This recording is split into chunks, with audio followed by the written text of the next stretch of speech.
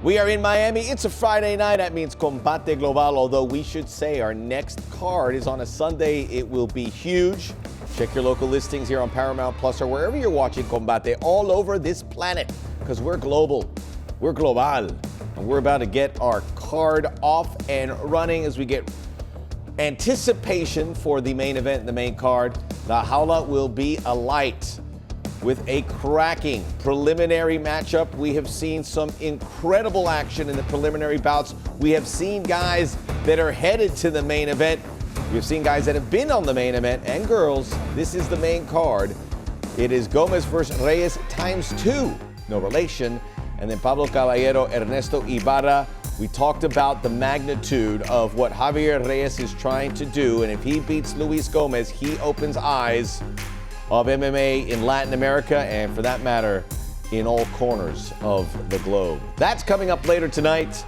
We're getting ready for the action. You don't have to wait any longer as we are going inside the Jaula in the studios of Univision here in Miami to open up our cards, where we have a guy who fought at UFC and had success over there, Jordan Espinosa, making his Combate debut against a Peruvian in Jose Zarauz. Both these guys hit their buttons with the weight.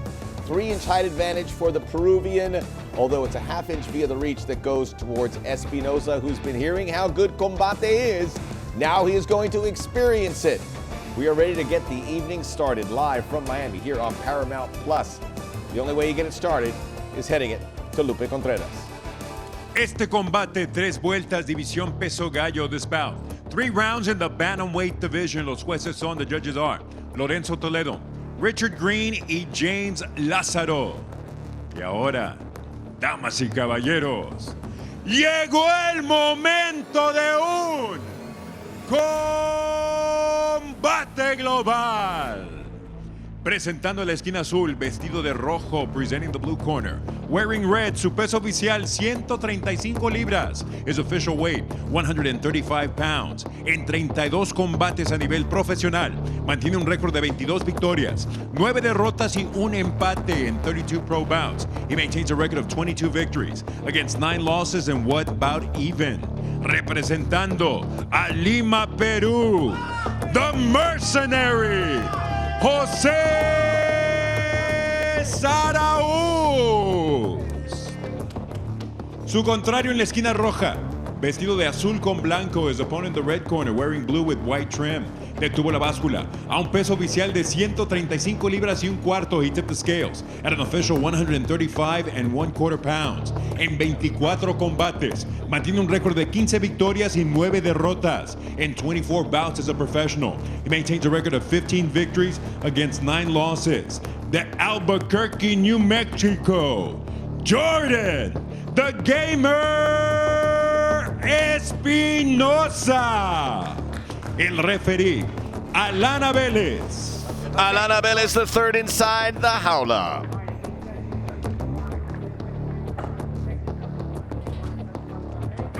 This is a cracking way to start the card.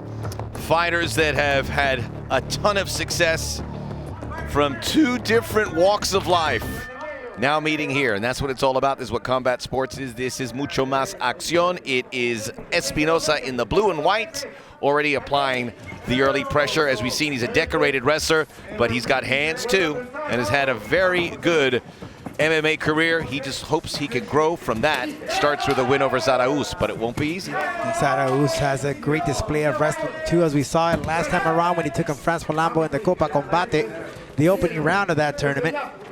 Jordan Espinosa now coming in. Look out, that opportunity is there. Great catch there of that leg. He has that opportunity. Look out for some switch kicks, switch knees. A very exciting fighter in Jordan Espinosa. Zarauz knows, understands what he's up against.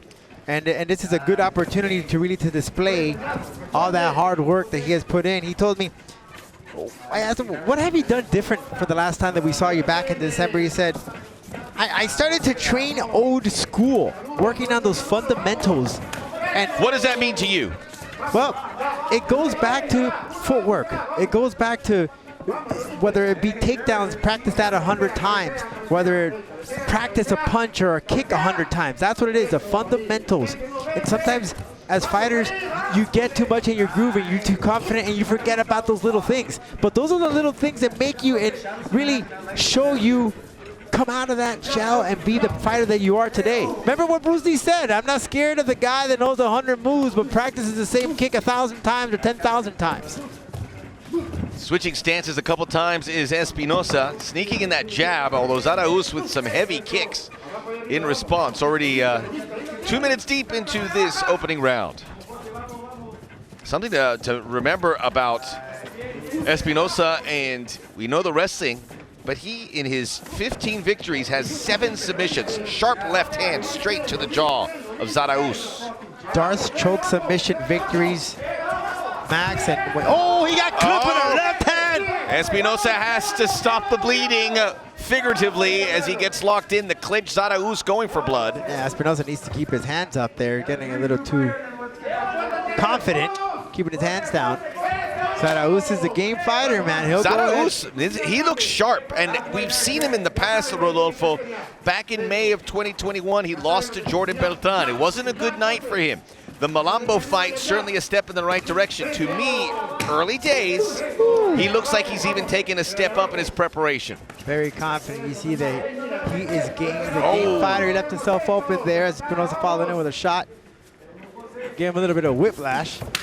Great combination, 1-2 combination. Hitting it with that right leg to the lead leg of Zarauz. Now switching stance.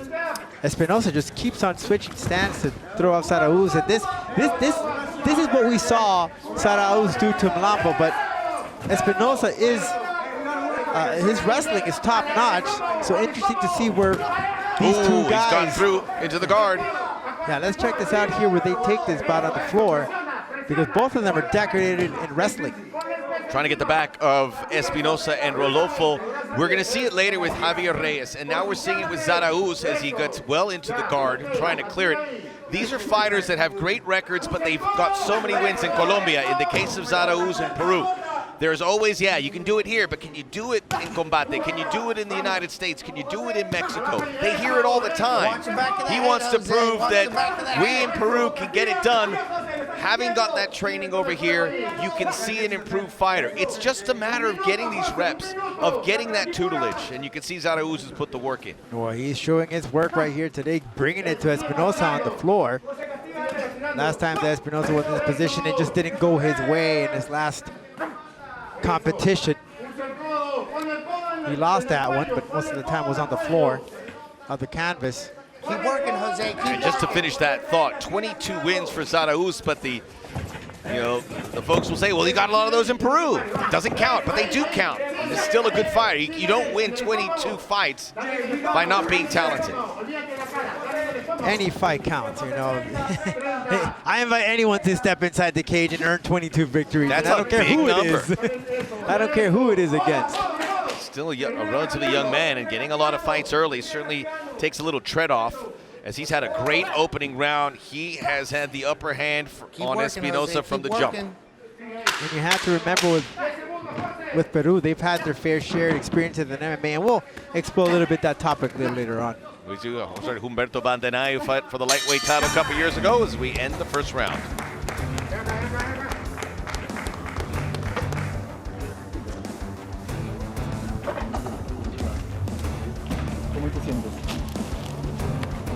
¿Cómo te sientes? Bien. ¿Sí?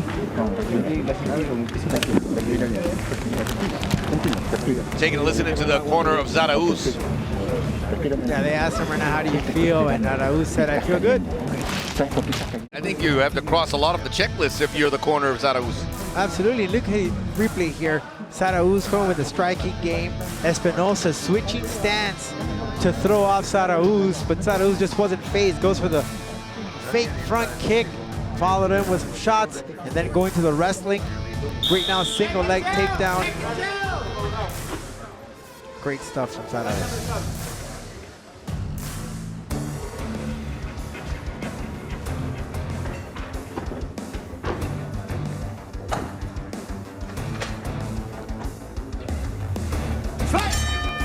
Ready here for the second round, and Jordan Espinosa, perhaps Zarauz a bit of an unknown. He's got some tape on him now. 5 minutes to perhaps change a game plan, perhaps stick to what he had, just be a little bit more effective as he looks to find the range. It is Zarauz in the Peruvian red. So we were talking about Zarauz and all these competitions that he had in South America, but Peru is one of the top countries with MMA. They have some top promotions there that's producing constant fight cards. You got to remember, Peru's not that far away from Brazil. And, and a lot of these Brazilians have made their way, taking some of the jiu-jitsu, their MMA knowledge, and taking it to Peru, Argentina, Chile, Paraguay, Uruguay, and on and on and on. The Peruvian tutelage, and obviously you think of Gracie Jiu-Jitsu and the prevalence it has, it starts to seep into these other South American countries. It's a matter of time. We know it's going to happen, whether it's next year or in 5 years, where South America is going to provide elite fighters fighting at the very top here at Combate. It's already happening, and Zarauz is trying to speed up the progress. Espinosa feeling very confident, taunting a little bit Zarauz, playing around, but he got hit there with that left hook from Zarauz.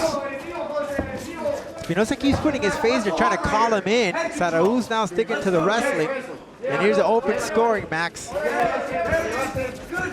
Single leg for Zarauz, who continues to be the aggressor, and as you see in the scoring, the man with the upper hand. And we talked about getting good training. He did train with Frankie Edgar, was training with Team Bad Boys, you pointed out, and all of that matters. It can be 5 minutes. You soak it in. You are an open book, and Zarauz, aggressive and appreciative of becoming a better student. As a fighter, every opportunity, whether it's training with Frankie Edgar for a day, or whether it's just listening to a seminar, you learn something new from these guys and you apply that to your fight game. And that's an opportunity to really improve yourself. You know, you're going up against these guys that have been in the game, that have outperformed, that you look up to, and they become your teachers. Oh, good left hand by Espinosa. A little grin on his face. He says, finally the breakthrough. And Zarauz covers up with that right hand. Another sharp hand there by Espinosa, who's enjoying his best stretch of the fight. Goes for the single leg again. One point to mention here, Max, both these guys are very studious people. Espinosa earning a computer engineering degree, and Zarauz studying to be a marine engineer. I mean, what is that? Is that like submarines? That's a pretty, you know. Is that tying like motors to dolphins and swimming with them like Aquaman? I'm kidding. I'm kidding. All respect to engineers. Where would we be at without the engineers? And as we said, the majority of the fighters here in Combate, college educated, very learned, very articulate. Espinosa also, New Mexico wrestling champ. He trains in Scottsdale, Arizona, as Rodolfo pointed out, with the likes of Henry Cejudo, and a computer engineering degree. So engineering and computers, top of the list. And you can find them on Twitch playing video games. That's why hence his nickname, The Gamer. In his bio, he said he recently put 200 hours into a video game. I don't know if you want to announce that to opponents. No, I had this conversation again. Come again? Yes, dedicated 200 hours to video games. These games take a long time. Yeah, they do. But I'll tell you this, you got to be careful here. Espinosa in a deep position, with an elbow. Zarauz looking here for a potential submission. Looks like he wraps around his legs. Wrapping around, trying to soften up Espinosa. Wrist control. Zarauz trying to get that triangle in so he has complete control. Rear naked choke. He's got it in. 50 That's exactly what he was waiting for, but he does not. And a howler beside him, which is pretty difficult. Yes, the hips go down. He has to lay him flat. He's laid him flat. There it is, and he could be tap. There it is. The biggest win in Jose Zarauz's career. Te amo, Peru. And it is written on his face. That is huge, Max. Zarauz to defeat a guy like Jordan Espinosa. Man, you know, now it makes me wonder, what would have happened if that fight that he had with Malamba would have gone 3 rounds? What a moment. That one's for me. Wow. He's put in the work, folks. That's awesome. Great That is awesome. 7 fights in UFC for Espinosa. He didn't look that accomplished next to Zarauz, who just showed how tough Combate is. Great work from Zarauz. just goes to show you there that working on those fundamentals, something very common in MMA, like a rear naked choke, you know. Big time fighter there at featherweight. Another name to remember at 145. We'll be back. One thing we do at Combate that maybe other companies don't do is we encourage the fighters to bring in their flags. And look at Zarauz clutching that Peruvian flag. Let's go to the official decision in Lupe Contreras. La esquina azul consigue la sumisión con un tiempo oficial de 4 minutos 19 segundos del segundo episodio. The blue corner gets a submission with an official time of 4 minutes 19 seconds of the second round. El ganador por Mata León, the winner by way of rear naked choke de Lima, Peru, the mercenary, José Zarauz. 23 wins. Miami's a pisco sour after that one. That's a little bit rich for me. Pisco, the national drink of Peru, and certainly celebrate. Peruanos, this is your night. Your guy, victorious. We'll be back. Much more Combate.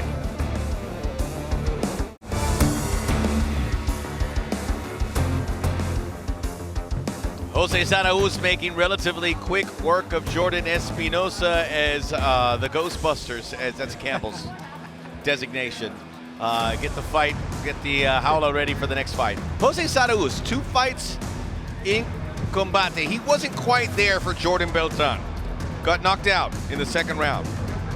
Gave Franz Malambo a fight that we would later discover was a really good loss because Malambo would go on to win the Copa.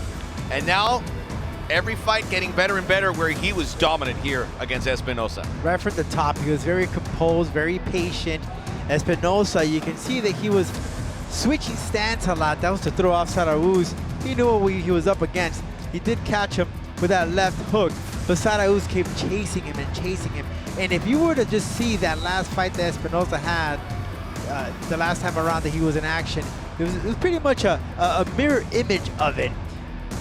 Straight down, single leg takedown, and then look for that submission. Now, it's a little challenging to apply the rear naked choke for this position because you have the Jaula next to you, but he was able to flatten him out and land that submission.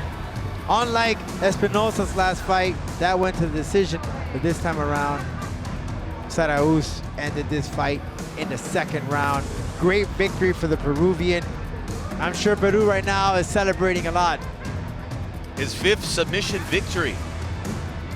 Not shabby, and his 23rd win, and his biggest because it sets the table to open some doors here in the bantamweight division. He's fought at 145 now, showing his dominance at 135. He looked bigger and stronger. He's a big Super Mario fan with the tattoos. I mean, I was about to say, you see the mushroom, you got Yoshi in there. I'm glad you're here because I don't know their names, I just know where they're from. We're a good team, folks. We cover all the bases. Let's get it going. More from Combate Global. Mi nombre es Melissa Gómez, tengo 30 años y vengo de Santiago de Chile. Lo que me motiva es mi hija. ¿Sí? Tengo una hija de 3 años, que tengo a su mamá que es guerrera, que no se va a rendir así como así. Bueno, en estos momentos me estoy solamente dedicando a entrenar y ver a mi hija. O sea, mis tiempos es levantarme muy temprano, ir a dejarla al jardín, irme a entrenar, ir a buscarla, ir a entrenar de nuevo. Que creo que es lo que me diferencia de mis oponentes. El ser mamá, yo creo que a cualquier mujer le cambia mucho su percepción. Describiría mi estilo de pelea como bien versátil. Me gusta harto el boxeo, la pelea en pie, pero tanto puedo llevar la pelea al suelo y es como se va dando en realidad. Estoy disfrutando cada momento. Bueno, la pelea del viernes, sé que peleo con una chica que es mexicana, Jharely Reyes, es una chica que va bien para adelante, bien fuerte, así que vamos a encontrarnos dos fuertes ahí. Sí, creo que voy a ganar, confío mucho en lo que he entrenado, le he puesto todo el corazón, toda la garra Este momento lo vengo esperando hace harto tiempo, así que no voy a dejar nada ahí.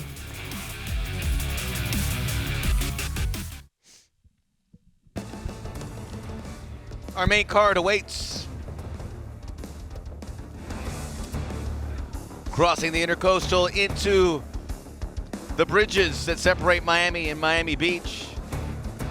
Miami Heat got the Florida Panthers. Florida Panthers are in trouble. Miami Heat might be in trouble. Yeah, don't get me started with that. So you don't have to watch that. If you're in Miami, let's stick to the MMA. You could be a Celtics fan or a Tampa Bay Lightning fan. And you're pumped, right? We're just here about the fights. We're ready for the next one. The Sandstorm versus Choco. Two great guys. Ivan Castillo, who has fought 35 times against Jimmy Sandlin, although just 4 years the senior, 2 inch taller, 5 inches versatile reach. We've seen it from Choco. His arms are long. He uses that to his benefit. This is at a catch weight of 167 pounds. We are ready to go inside the jaula. And Lupe Contreras.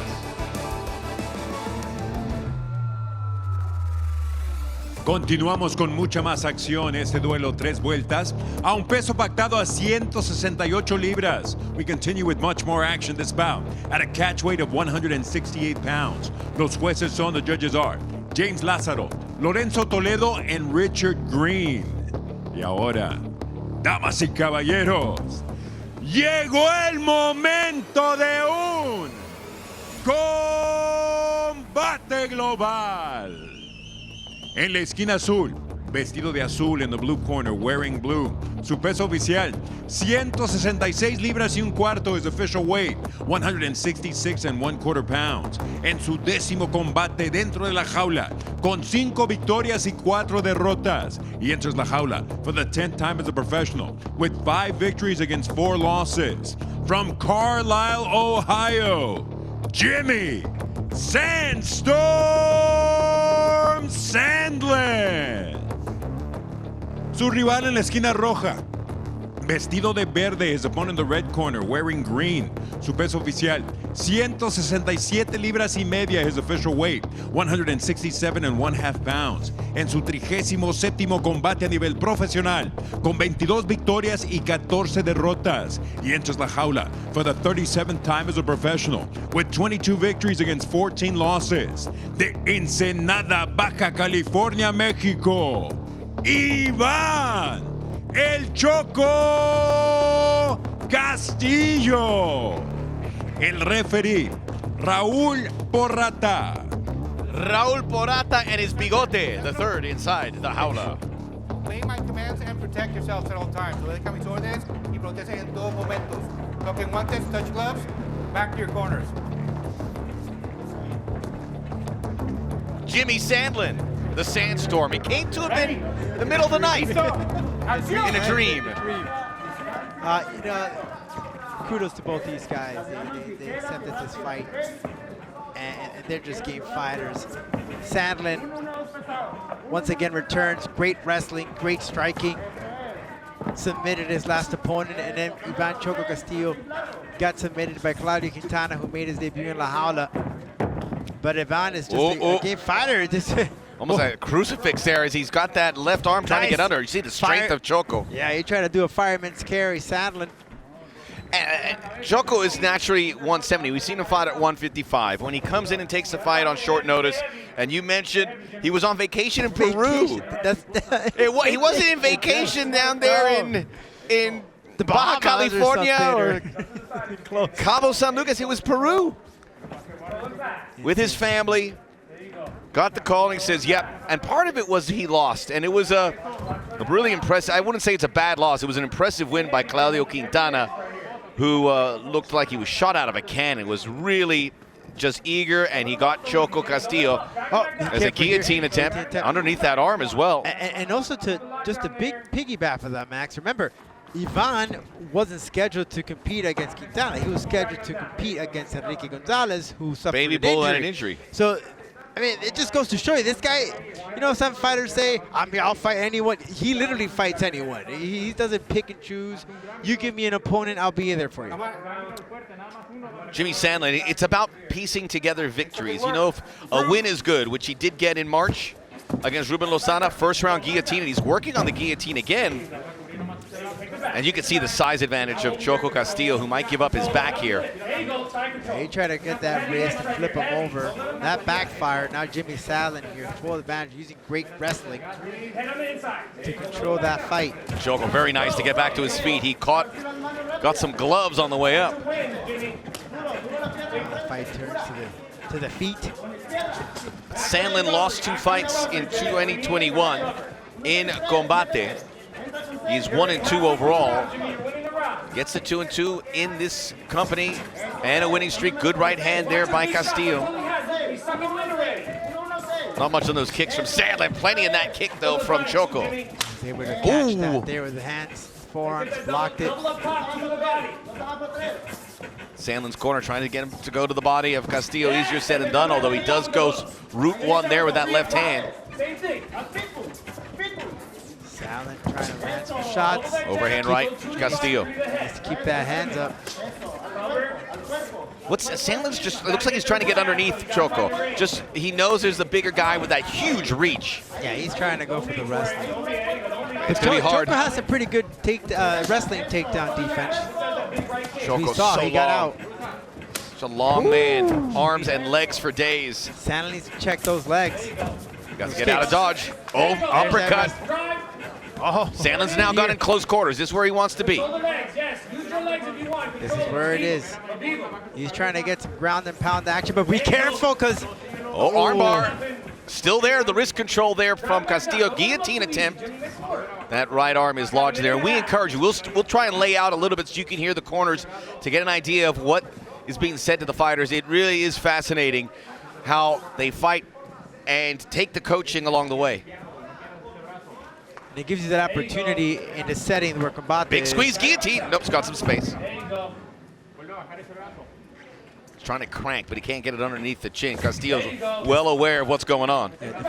Castillo's had his chin down, trying to go for a knee. Oh, an exchange. Back to the feet. So he's saying Castillo's tired. And he, remember, very short notice, got on a plane. He was come on here. vacation. Listen, when you're on vacation, you're not thinking you're going to fight. You're eating, you're enjoying, you're not going for runs at 5 a.m., which is usually his routine. Sandlin, though, playing that distance as soon as Ivan comes in. Great footwork. And just to point out, Rodolfo, when we saw Choco 3 weeks ago, he was lean. And he's still in great shape, but he's not fight lean. It's a little different. You can see the water in his body. It's a little bit harder to clean out. Combate is very appreciative of these fighters coming in here. So hard to keep a card. With COVID, with injuries, it happens more often than you'd like, but it's part of the game as we look like we're going to reach round 2. And we will.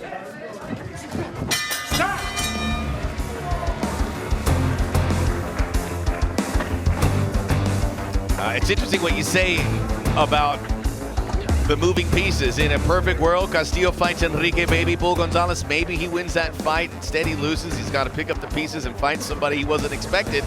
Jimmy Sandlin expecting someone else. I guess it all comes out in the wash and all even, but it's still very challenging. And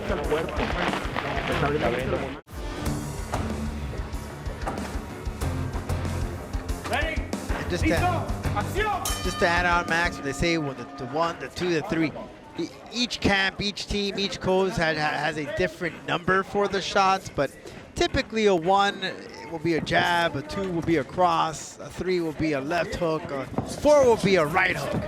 Choco Castillo flying in with some big uppercuts. Sandlin puts him on his backside.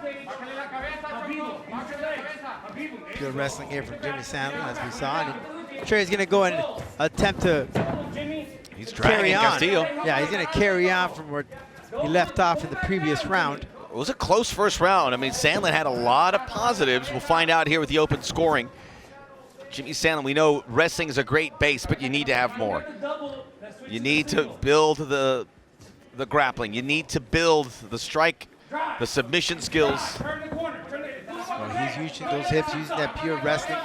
Double leg takedown, now going to the back. Castillo could be in trouble there. That right leg hooked around Castillo, tries to get up on that back. Slips off. Look out below. And there's the open scoring. Sandlin wins the first round, officially. Oh, he sits him down. Now he's got a little piggyback ride. Oh. This is where Sandlin wants him. Just like Zarauz, we're seeing improvement from Sandlin from fight to fight. And now he's turning it over, gets him grounded. Oh, that's uncomfortable for Castillo. He's got to fuck him off. He does. Too. Guillotine. There it You is. heard the corner say it. Wrapping in the legs around to bring him down. Castillo's still in there. We can't see from this angle. I don't know if he has his chin down. Looks like he's out. Yeah. He's out. What a hard guy to submit with that length. And that's just fighter's instincts, man. That's just... Sandlin, that took a lot of energy to get there, but now he's battling from the low ground. Gets back on the back. Catch as catch can right now here. Great transition. North-south. It's defending itself. He could get a crucifix if he was positioned that arm down straight to the middle. Side control, Sandlin. Hand on the face, drop that ball.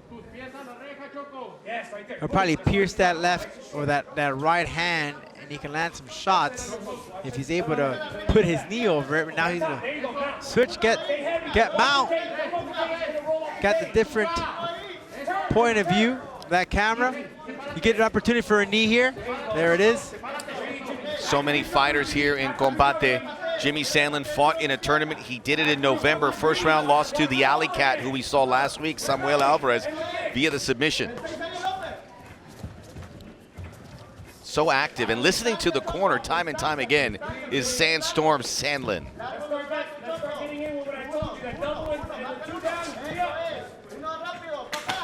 Straight right. Yeah, in the corner, Castillo says more faster, quicker shots. Sandlin's corner saying, go for the top and then go for the bottom. Work the bottom, or work the body. Shot to the leg.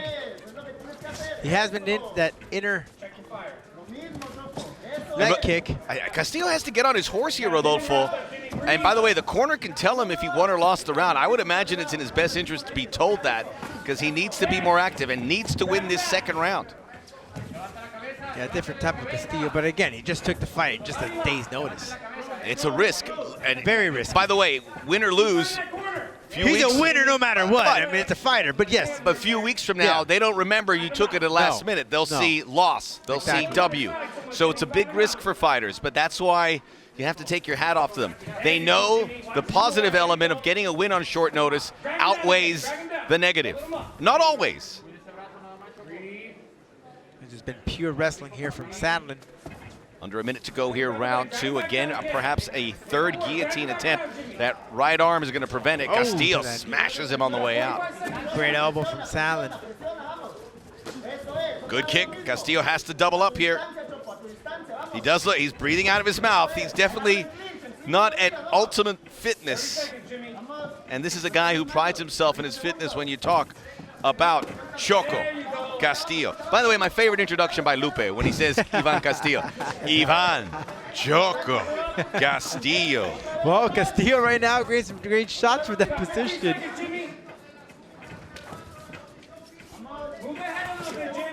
Since his last fight, Castillo says he starts training at 5 a.m., working on conditioning. Will it start to show? Good finish here to round two. Tie clinch, throwing. We'll go to round three. Some signs that Sandlin's slowing down a little bit. You know, I saw that, but I think he may be playing possum. We don't know. I mean, remember, he understands that Choco's gas was running a little low. He picked up that pace towards the end of the second round, but don't be fooled. Here we go. Here's a replay. Choco Castillo with a stand-up game. Sandlin, of course, with his wrestling takedown beautifully executed.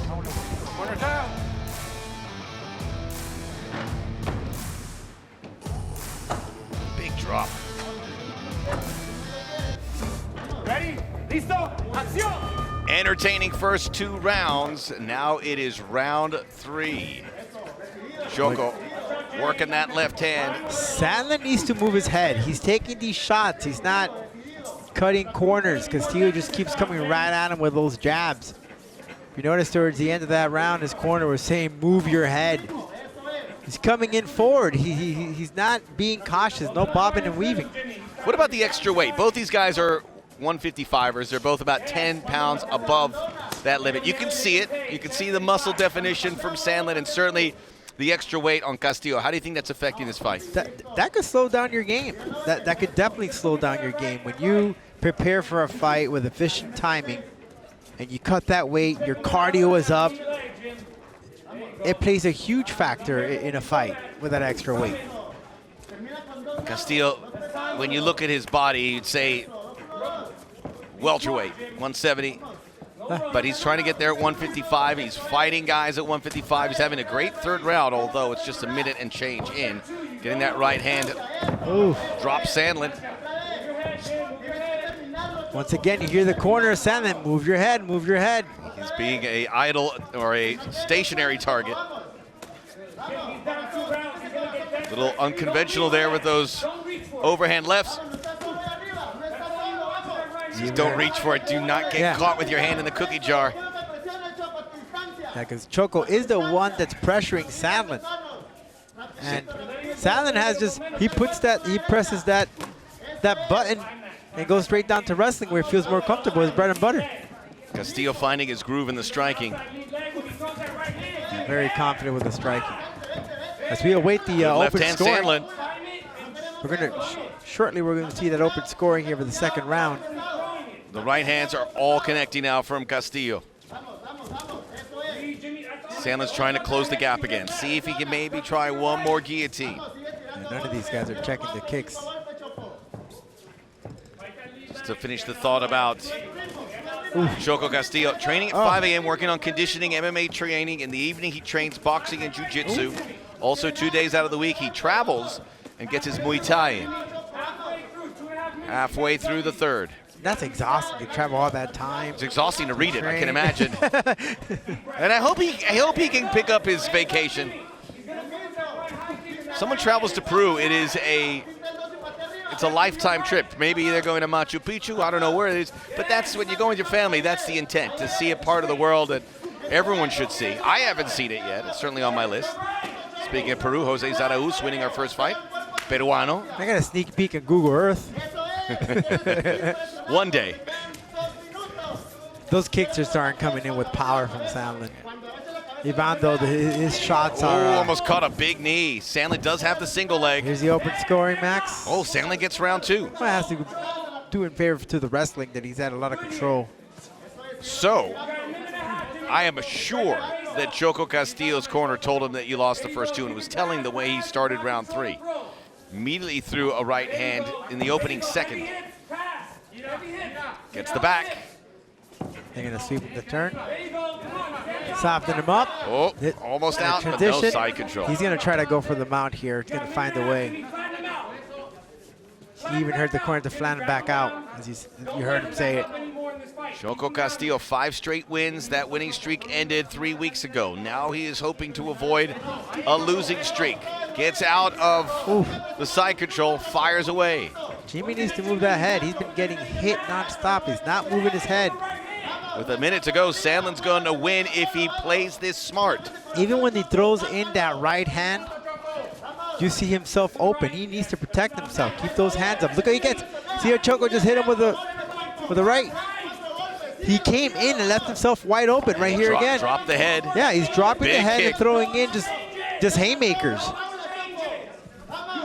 And it's a dangerous position. You got 35 seconds. You're winning the fight. Don't expose yourself. Imagine you get knocked out if you've been winning the entire fight.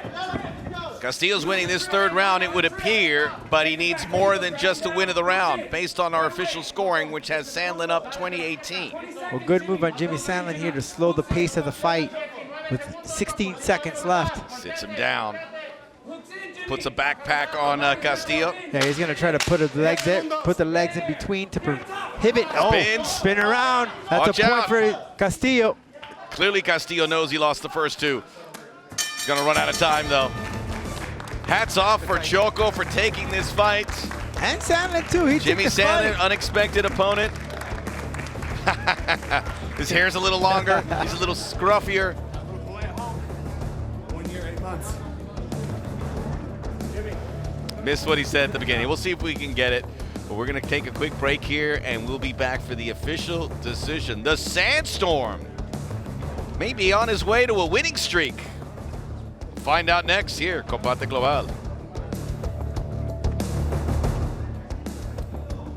We go right into the jaula. We are ready for the official decision. Lupe Contreras. Después de 3 vueltas, los jueces están de acuerdo con tarjetas idénticas de 29 a 28 after 3 rounds. The judges are in complete agreement with identical scores of 29 to 28. All in favor of the winner by way of unanimous decision. Los tres a favor del vencedor por decisión unánime. Jimmy Sandstorm Sandlin. Sandlin improves to 6-4, back-to-back wins. March and May, and now he looks to build off of that. He's been hitting the weight room. Tony Padilla, our matchmaker, inside the jaula with him. Great stuff from Jimmy Sandlin. Great wrestling, just pure. Kudos to both men accepting this fight at day's notice. Donning the old red, white, and blue. And the preliminary fights, we put a bow on them. We get ready for the main card next. And here, let's take a look at the recap. Max, Sandlin, Castillo coming in straight out of vacation and straight USA, to the Mexico. jaula. Classic match between these two countries. Soccer, sports in general. Jimmy Sandlin bringing in his A game in wrestling right from the start. Had some difficulties with the exchanging of the shots, keeping his head right as a target. His corner was telling him to move his head, and he went right down to his bread and butter of pure wrestling. It was a catch weight at 168 pounds. Choco banking on his striking game, but Sandlin just wasn't having it. He knew that his bread and butter is his wrestling, and he stayed with it. As you can see, more exchanges, straight down, double leg takedown from Jimmy Sandlin. He did have the opportunities to lay some submissions as he attempted the guillotine right here. Was looking for the referee cam, but it came a little too short. Throwing in an elbow in that exchange or that position. And then Choco here thinking that he was finish off Sandlin with some exchanges, but once again, Sandlin changing levels and went to the wrestling game, where he felt very comfortable throughout the fight. More exchanging from both men. Again, Sandlin leaving himself open, getting some of those shots. He did protect himself, putting up his hands, not getting hit by that kick. But once again, just feint from Castillo. Both men just faded in there. More wrestling from Sandlin, just back and forth. Great stuff, and the victory goes to the American Jimmy Sandstorm Sandlin. Another victory for him inside La Jaula. As we look at the stats. Sandlin, he waited for those moments to get engaged, and despite all the striking from Choco Castillo, look at the takedown. Sandlin very effective. That's the key. The 11 takedowns that Jimmy Sandlin had against Castillo allowed him to put his hands on the wheel and really control and dictate where this fight was going to go. Hence the reason why he took this victory inside La Jaula, Jimmy Sandlin and Ivan Castillo. And the man, again, he can't walk out of this La Jaula here with his head down, taking this fight on day's notice, taking some time away from his vacation. We hope maybe this is vacation for him too. Well, maybe he can pick it up. I doubt it. I don't think they're waiting for him back and through, but we hope he can hit a reset there and enjoy his time with his family. No one deserves it any more than Choco Castillo. So now we get ready for the main card, which will include a flyweight bout. We are getting a better idea of who are the contenders, and both these guys could be there, including this man, Pablo Killer Caballero. This guy is an exciting dude, willing to exchange no matter what. Had a little exploration in a bare knuckle boxing 2021 top fight, and he plans to bring that same energy inside La Jaula. And then on the other side, Ernesto Ibarra, great fight against Gerardo Graniel, another game competitor, elite athlete, will be once again returning to La Jaula. Great stand-up, good wrestling as well, well-rounded fighter. And both of these men, they're just not going to hold back. They even said it in the pre-interviews prior to the fight. Let's give the fans the fight of the night. As we take a look at the main card, Max. We both agree this is going to be the fight of the night. Doesn't mean it is. We don't want to put too much pressure on it, but we have seen these guys get ready, and they have called it, and their past fights suggest this is a ticking time bomb, which is about to blow up inside the jaula. Melissa Gomez, Jharely Reyes, and then Luis Gomez, Javier Reyes.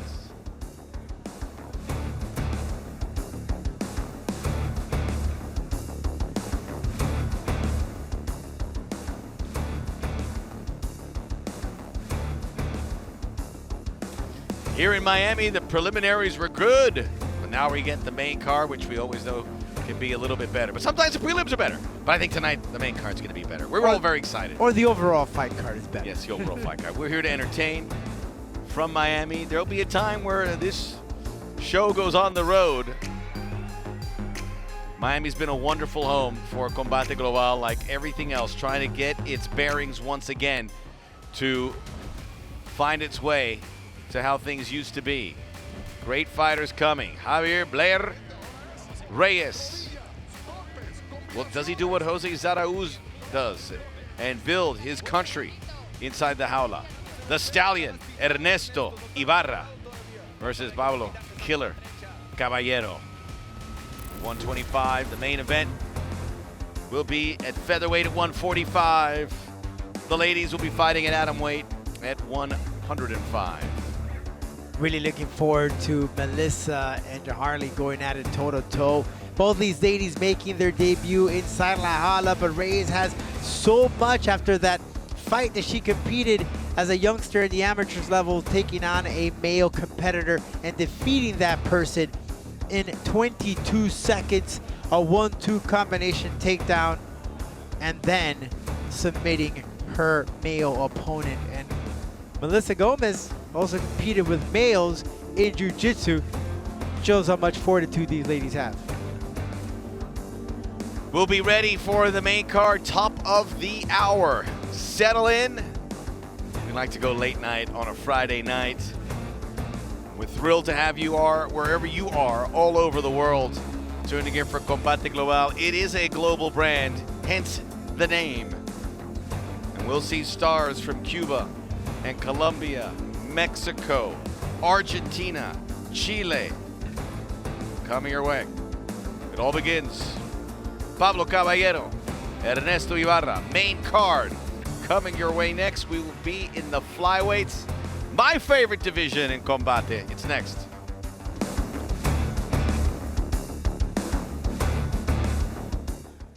Jharely Reyes, tengo 21 años de edad y soy de México, de Tijuana, Baja California, pero represento a Ensenada. Soy arte marcialista desde los 4 años, pues ya tenía mucho tiempo entrenando. Se me dio una pelea amateur, la gané, me invitaron a otra y conforme fui ganando, pues me fui relacionando más con el deporte. Pues dentro del deporte, como mujer, creo que siempre son más apoyados los hombres por el hecho de que somos muy poquitas mujeres, pero creo que a la vez hay empresas muy buenas como Combate Global que apoyan mucho más también a las mujeres. Entonces creo que poco a poco estamos demostrando que también podemos, que también somos fuertes y que también podemos dar las mejores peleas. Pues llegar a Combate Global creo que es un sueño más hecho realidad. Todo el campamento lo mentalicé, lo visualicé. Siempre había querido llegar aquí y ahora que estoy aquí creo que, como les digo a todos, estoy viviendo el sueño. Primero Dios, quiero ser pues un exponente de Combate Global y en un futuro una meta a largo plazo es poder ser campeona de Combate Global. Mi oponente pues, es Melissa Gómez. Solo sé que pues, es mamá, tiene mucho tiempo sin pelear y es boxeadora. Que esté lista, que se prepare y que venga con todo el corazón porque lo va a ocupar. We are in Miami, main card time, 3 big fights after an entertaining preliminary pair of contests. Miami, the backdrop as it always is. Freedom Tower illuminated. And now we are in La Jaula, front and center. Fights in the men's flyweight and featherweight division, women's atomweight division. Rankings are coming out soon. As they call it in the industry, a big tentpole event coming up next Sunday with the Black Spartan David Martinez. It's an exciting time to be a fan of Combate Global. And every Friday, these cards deliver. There's no reason to think it won't do it again. Max Pretos, Rodolfo Roman will get it going here with Killer Caballero, the Stallion Ibarra. Yeah, you mentioned about Martinez. His title will not be on the line, but he's taking on a game fighter, Arturo Vergara, who just defeated his previous opponent with a flying knee in 9 seconds, Max. That just goes to show you the excitement that this man will bring all the way from Chile here inside La Jaula. This is the main card, the main event. Luis Iron Tiger, the Iron Tiger, the man who taught him everything was the Tiger. We'll talk about that story. He will face Javier Reyes. Melissa Gomez will face the challenge of Jharely Reyes. And coming up next, Pablo Caballero, Ernesto Ibarra in the flyweight division. There is the head-to-head. We are ready to go in the flyweights. Lupe Contreras. Las reglas oficiales de la jaula, 3 vueltas de 5 minutos, 3 jueces utilizando el sistema de 10 puntos. Este duelo en la división peso mosca de Spout. En the flyweight division, los jueces son, the judges are Lorenzo Toledo, Richard Green y James Lázaro. Y ahora, damas y caballeros, llegó el momento de un combate global. En la esquina azul, vestido de celeste con blanco. In the blue corner, wearing light blue with white, su peso oficial 125 libras, his official weight 125 pounds. A nivel profesional, mantiene un récord de 8 victorias y 8 derrotas. As a professional, he maintains a record of 8 victories against 8 losses. De Rafaela, Santa Fe, Argentina, Pablo Killer Caballero. En la esquina roja, vestido del tricolor mexicano, verde, blanco y rojo. In the red corner, wearing the colors of Mexico, green, white and red. Detuvo la báscula a un peso oficial de 125 libras y un cuarto. He tipped the scales at an official 125 1/4 pounds. En su octavo combate a nivel profesional, con 6 victorias y 1 derrota. He enters la jaula for the 8th time as a professional, with 6 victories against 1 lone defeat. De Ensenada, Baja California, México, Ernesto Stallion Ibarra. El referee, Alana Vélez. Alana Vélez, the third inside La Jaula. Instructions in the locker room, obey my commands. Oh, yeah. Protect yourself at all times. If you want to touch him off guard, head, come out fight. Judge. You can feel that, Max. We can feel it. This is going to be good, folks. Killer Caballero. Fighter, you ready? You ready? Stallion Ibarra. Caballero in the celeste of his country, Argentina, showing the pride as he picture framed his flag behind him. Opening round here against Ernesto Ibarra. Now this is the feel-out stage. They know what they're capable of doing. They know that they can stand and bang. They're gonna feel it out a bit, and then little by little, you'll see both of these guys will pick up the pace in this fight. Caballero with a massively impressive fight over Mikey Reyes. We saw Mikey Reyes a few weeks ago, and he was impressive in a victory. And he wants to be up on the pecking order of flyweights rankings when they come out. I can't wait to see that. It's going to be some heavy hitters at the top. Who will be at the top? Maybe one of these two dudes. Pablo Caballero training with the Futures MMA out of Cape Coral, Florida, and the west coast of Florida. Ernesto Ibarra training, as I mentioned, with the Blaxicans. A civil engineer from the Universidad Autónoma de Baja California. Very nice. College educated, these fighters. And Pablo Caballero, we always hear about flyweights. They don't finish fights. Pablo Caballero, who's normally a bantamweight, he fights at flyweight, has had 7 victories. All of them were finished, either TKO or submission. 3 via the TKO, 4 via the sub. Great work by Ibarra checking those kicks from Caballero. You know, sometimes when you're in that position and they're kicking, you're so concentrated with your hands and what you're gonna do, and you forget to check the kicks. And man, once they start laying those kicks over and over and over again, it starts doing damage. So very important to check those kicks. Ernesto Ibarra is a big flyweight. You know, if you can maintain and make weight and he feels good, then you have a very good chance to be effective here and a champion perhaps. And notice that. Oh, good combination. It's just a matter of time until that. It's just going to crack and both these guys are just going to go in exchange. They really, you can tell that they just really respect each other. They know what they are capable of doing. So they're being. Oh, he dropped him. Down, Max. Ibarra now as they get into the clinch and Caballero going for the underhooks. They separate, misses. Here we go, Max. This is it. Now we've passed that stage of feeling it out. Now they're gonna rock and roll. There it is, 1-2. This is a great start for Ibarra. Ernesto Ibarra, who beat Gerardo Graniel in the main event back in November. He did lose to Alan Cantu in May of 2021. That's his only defeat. Man, what a great shot from Ibarra. Caught Caballero. Saw a gap there.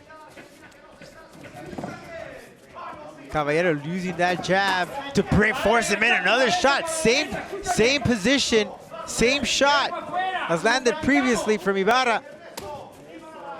Check those kicks though from Ibarra. Good contact. Caballero starting to feel the strength of the Stallion. Caballero, ahead of this fight, we asked him what kind of fighter, what kind of style do you have? He goes, it's complete. I like to put on a show. I go for violence. He started as a street fighter. They said, you're pretty good at this. So he took a step up. Says he does MMA, gave him discipline. Getting out of his comfort zone is key. He's not in a comfort zone now. We can say that much. All right, if you notice, the corner of Pablo Caballero told him baila, which means dance. That's why he was there doing a little flashiness with his footwork. A little tango. Looks over at his corner there. Getting his bearings here with about a minute left in the opening round, but the counter punch of Ibarra right there. Again, just precise. I mean, Ibarra's throwing darts with those jabs. It comes down with technique, Max, and Ibarra said it in his interview. I have better technique.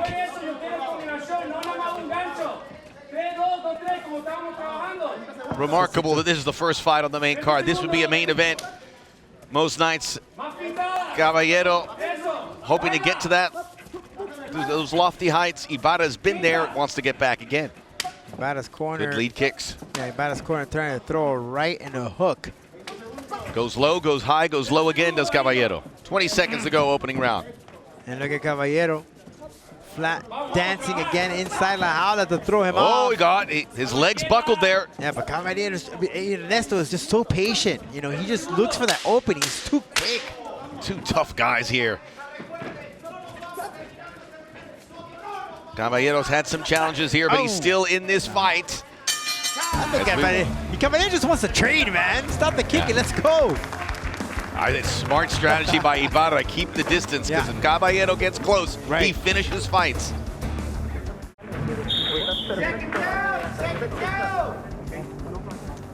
We didn't hear what was said, but Caballero kept moving his head as if he knows that's something that he needs to improve on in this second round, because he's been getting caught. Ibarra, as I said, very direct and fast. Ibarra's just fast.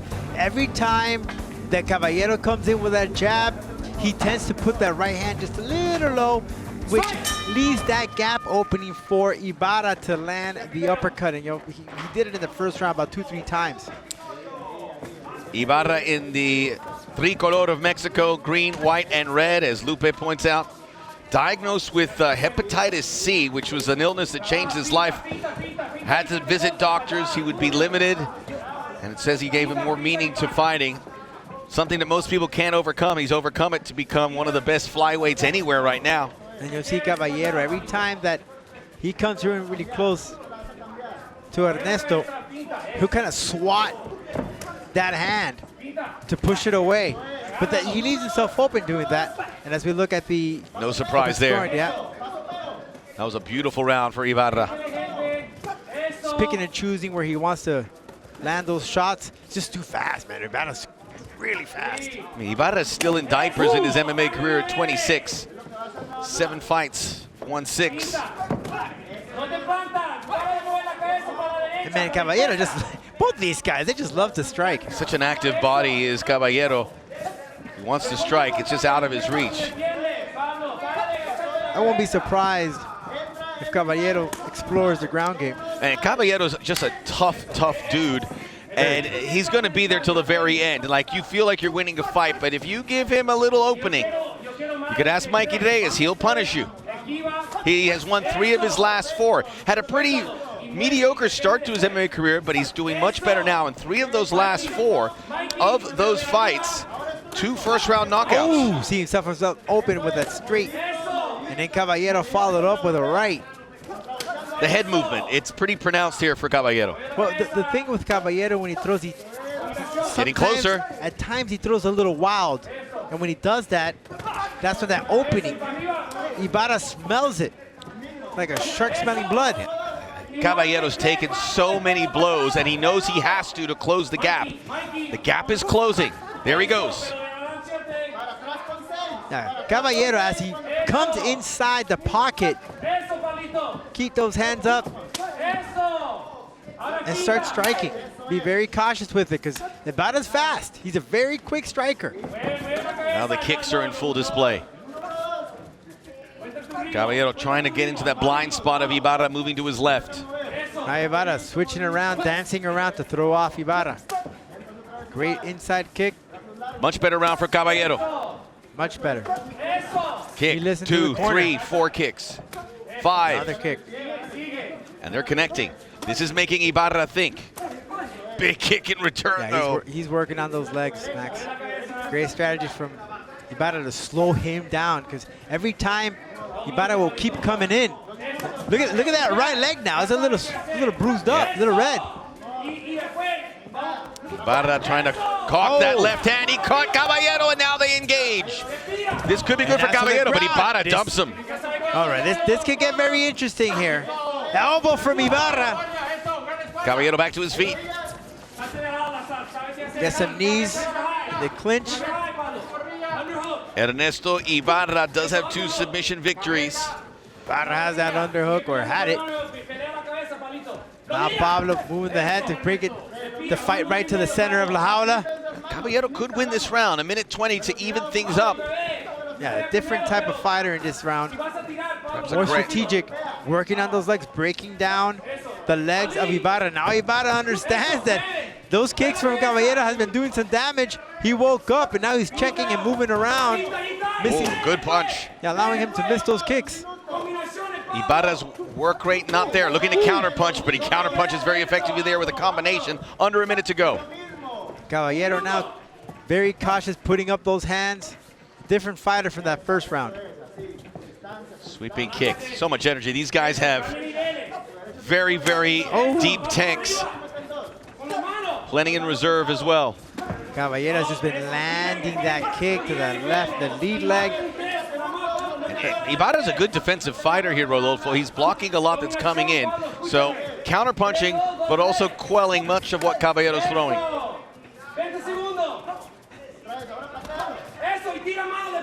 Reppin' Ensenada. A couple fighters from there here tonight, including Jharely Reyes coming up next. You got Caballero, that head movement, trying to throw off Ibarra. Did Caballero do enough in round 2? Great kick blocked. Caballero, that's going to end it. These guys are going to be battered and bruised at the end of this one. Every strike sent with conviction. Well, I'm sure both these guys, it's 5 minutes left. They understand what's at stake. They want that fight of the night. They're going to bring it. Pablo Caballero beat Mikey Reyes with a third-round guillotine. All 7 victories did not go the distance. Makes him a very dangerous fighter here. The leg's still very active. Keeps going to the left. I like how Caballero adjusted in that second round. That footwork, completely different from the original one that we saw in that first round. Moving around, dancing. He listened to his corner.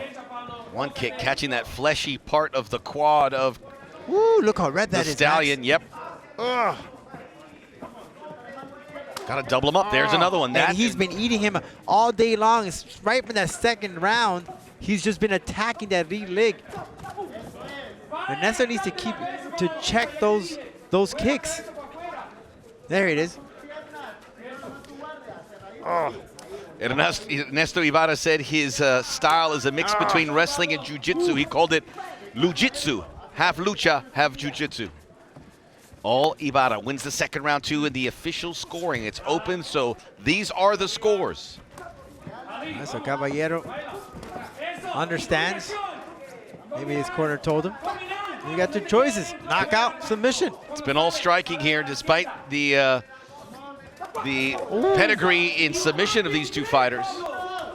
Another kick on that inside leg. Caballero knows he's onto something, but he's got to have much more output. Big kick to the midsection. He gave it everything there. Yeah, Caballero smart, attacking that leg. Just keeps attacking that leg constantly. So many kicks. Upstairs, downstairs, Another high, one. low. Caballero's had a good second round. Not good enough to win it, though, unfortunately for him. Third round, he's doing much of the same. This is a very close fight. Caballero keeps attacking that lead leg of Ibarra. And if you notice, Max, Another kick on that inside leg. that footwork, that movement from Ibarra has slowed down, and he's switching stance. Can't keep that right leg out like that, although he shows it again to Caballero. He's switching stance now to protect it.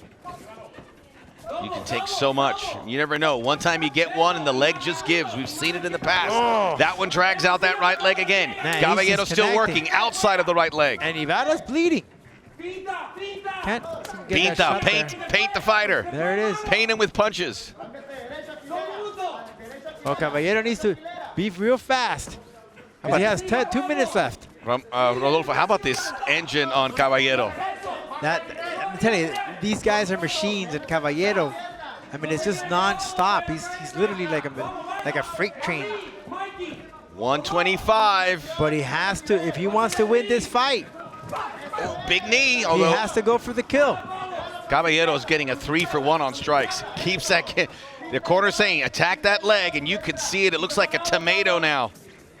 It's red. Oh, it's already bulging. Look how swollen up it is. Yeah, these are 125-pounders, so their legs are not built out of a tree trunk. Otherwise, they'd be 155ers. And that hurt him. You know, if Caballero would have started off with that strategy in the first round, I think we would have had a different. The question is, can Ibarra take 90 more seconds of that? That leg is tender. Yeah, that's the question. Comes in with the right. That left leg he can't use. He backs it out of there. Awkward stance here for Ibarra. It's about self-preservation at this point. We're marking down to 1 minute. Caballero just needs to go for the end. He has to finish the fight if he wants to win it.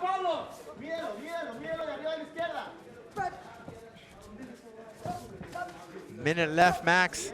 Caballero needs to close that range, attack. The noises that Caballero makes after every strike. He has to shoot. Ibarra's in some discomfort here. There's a lot of time to lose this fight if you're the stallion. Oh, there's definitely, Ibarra is definitely in pain with that red Again, flag. ouch, Oh. that hurt me. Killer Caballero living to his nickname. That inner thigh, it just hurts like hell, Max. It's really bad. You have no idea about This it. isn't a 10-8 round for Caballero, but it's somewhere in between 10-9 and 10-8. It's been that dominant. Boom. Non-stop, and it's all because of that attack of the lead leg of Ibarra. And he's attacking it from all angles, whether it's the inner or the outer. These fighters are so tough. You cannot imagine having the night after having your leg attacked like that. But Ibarra played defensive in the third round. It should be enough for him as we hear the final bell. And that's why he was playing the distance. He didn't want to get kicked there again. Oh, they look at each other hard, man. Vamos! Oh, woo! You gotta love it. Love it.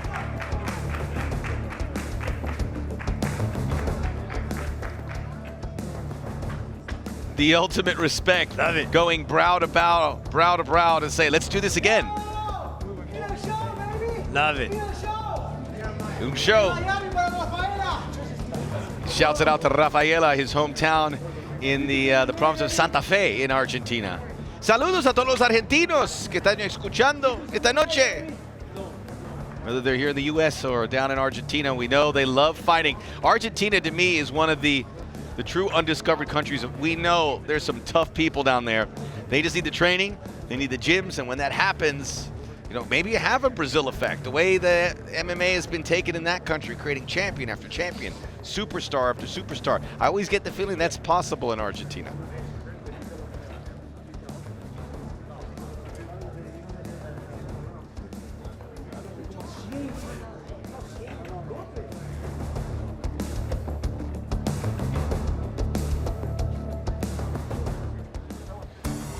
Back inside the jaula, how dominant was that third round for Caballero? We're about to find out. Was it dominant enough to...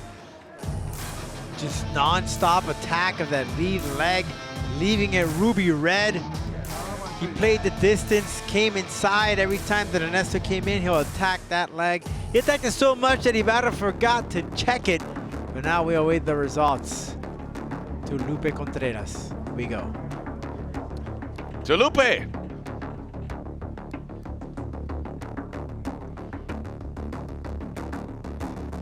Los jueces entregan tarjetas idénticas de 29-28, the judges, turning identical scores of 29-28. All in favor of the winner, by way of unanimous decision, los tres, a favor del vencedor por decisión unánime. Ernesto Stallion Ibarra. Well, with the open scoring, as soon as we knew it was a unanimous decision, you knew Ibarra won. The only hope for Caballero, as his sweat rips right through his flag, as if they somehow gave him a 10-8 round. It didn't happen. He may have won the second round. In the end, he's second best, but a top dude nonetheless.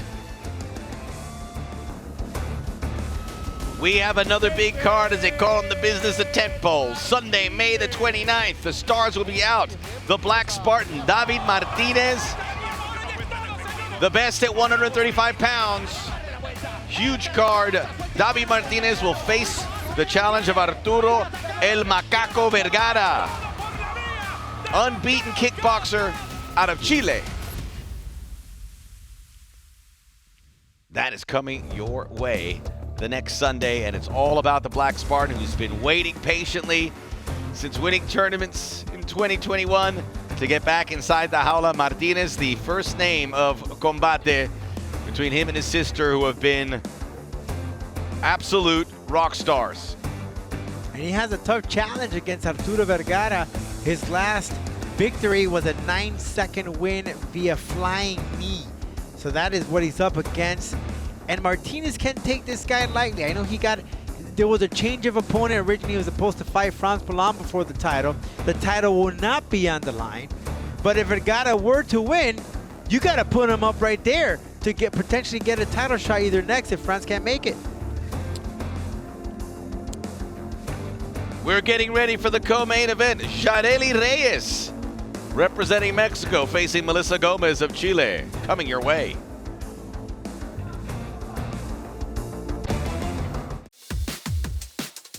Mi nombre es Luis Raúl Gómez, vengo de Cuba, de Ciudad de Ávila y tengo 27 años de edad. Mi apodo es Luis Iron Tiger Gómez y el apodo surge de mi antiguo entrenador y yo le agregué el Iron. Lo que más me gusta de practicar de MMA es que amo mi trabajo, es para lo que nací y disfruto todo el procedimiento que consiste en hacer una pelea y el entrenamiento. Mi anterior pelea fue una victoria excelente para mí, fue mi 9ª victoria. Y la estrategia era mantenerlo en el piso y golpearlo y darle ground and pound, y así fue. Mi oponente esta noche es Javier Reyes. Es muy buen peleador, tiene un buen récord hasta ahora, hasta que se encontró conmigo. Lamentablemente yo voy en busca de mi victoria 100% y pienso que la pelea se puede desarrollar lo mismo arriba que abajo, pero pienso que tengo las condiciones para terminarlo arriba o abajo. Esta noche pueden esperar de mí un combate explosivo, un combate de mucho poder, de muchos golpes. El mensaje que le quiero mandar a mi oponente es que felicidades siempre por su baby. Estoy muy feliz, los niños son muy buenos y es agradable, pero si él quiere obtener la victoria tiene que ir por otro lado porque yo voy 100% a buscar la mía. The Intercoastal of Miami, the backdrop where all the fighters come. This is fighting country, some of the best gyms on the planet within a few miles of where we are, the Jaula. Inside the facilities at Univision, it was built for this, a place where MMA fighters can come over from all over the globe to compete, to be some of the world's best. Our Campbell McLaren with Eugenio Derbez, one of the biggest stars on the planet. Got some nice shadow boxing there. Well, he is the biggest star in Mexico, and so much so that he's become a star in the United States in 2 languages. As a movie, as a comedian, as well as in TV shows. Jharely Reyes laughing as she's probably seen a lot of Eugenio Derbez. Big sports fan.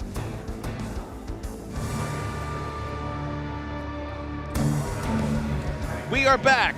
Jharely Reyes and Melissa Gomez both making their professional debuts.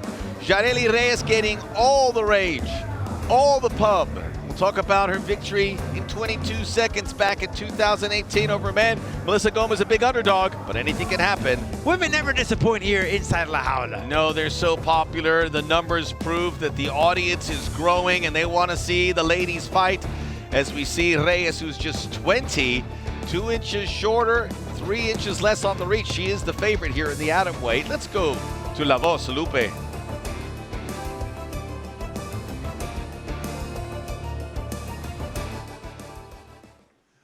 Continuamos con el duelo coestelar de esta noche, 3 vueltas. División peso átomo. We continue with our co-featured bout of the evening, 3 rounds in the atom weight division.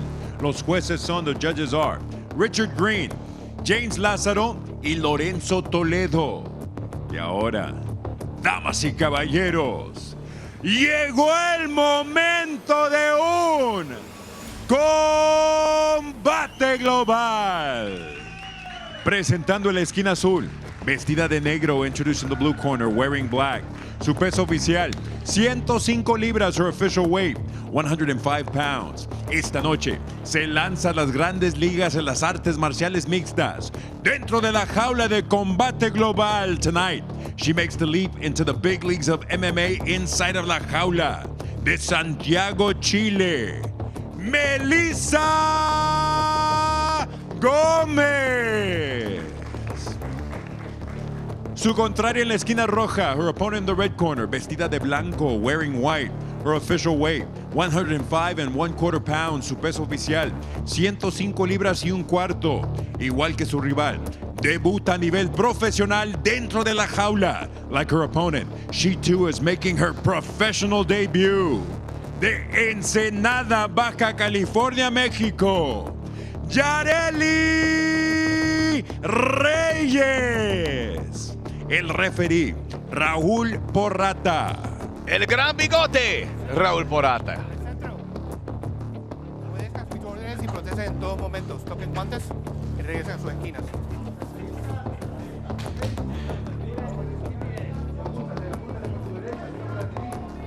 Now, Jharely Reyes, who's in white, looks like the girl next door, looks like your kid's sister's friend. She is very short in stature. When she won that fight, she was 17. But looks can be deceiving. Everything we've heard from her is she's a killer. Already puts Gomez down. You know, I just took a notice of the face, her reaction when they announced her name. She could tell that she's so humbled. And it's almost like my dream came true. I am inside in the big league, La Jaula of Combate Global. You can tell this young lady is very happy to be inside. Oh, good hit by Gomez. Right by Gomez. The striking game on display, very aggressive start. Now Reyes is an elite athlete. You will see that in her kicks, in the way she's able to move. Gomez too has much to prove to herself. She recently became a mother. She said, I want to prove to myself that I could overcome that. Being a mother has changed me as a person, but as a fighter. And that was the toughest challenge for her, to come back after giving birth and now dedicating her life as a mixed martial artist. It was a challenge, but she accomplished that. Hence, today she is in La Jaula taking on Reyes, she has great boxing stance, man. You can tell that hard work that she's been putting in. Great stuff. Good combination. Clip, Reyes, who trains with the Blaxicans, who are already 1-0. Ernesto Ibarra victorious. Reyes' brother, Carlos Reyes, also on this card. Will give you that result. We may be able to show you that fight if we have time later this evening.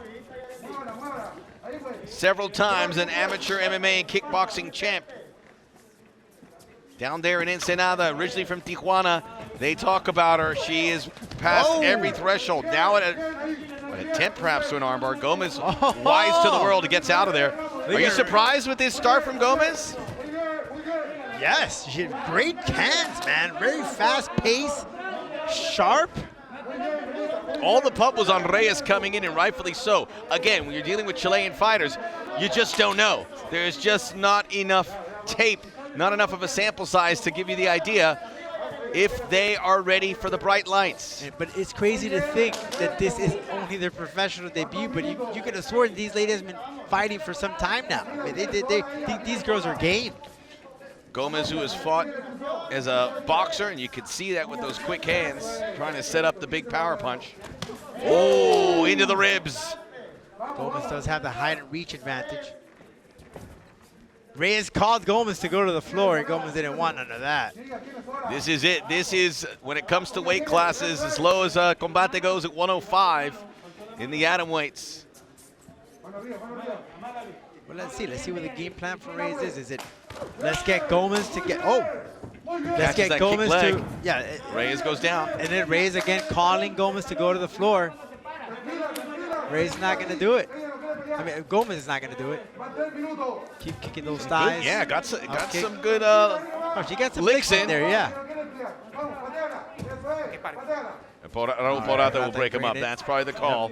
That was going nowhere. As Reyes now takes the center of the jaula on the receiving end of most of the power punches here from Gomez.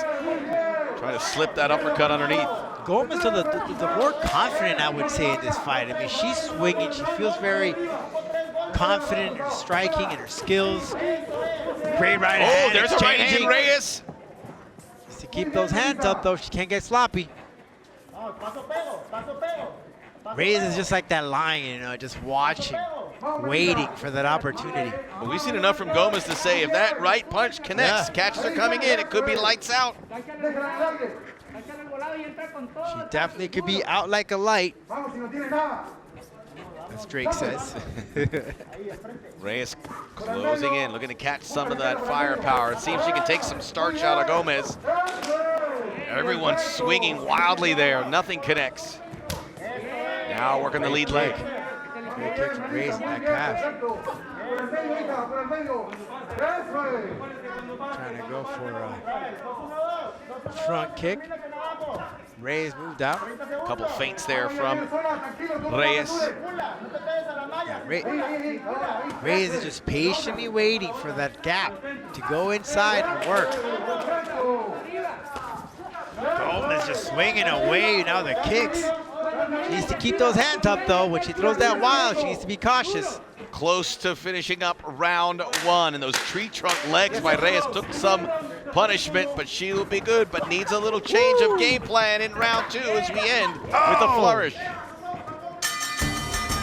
Oh, man. Good stuff from these women.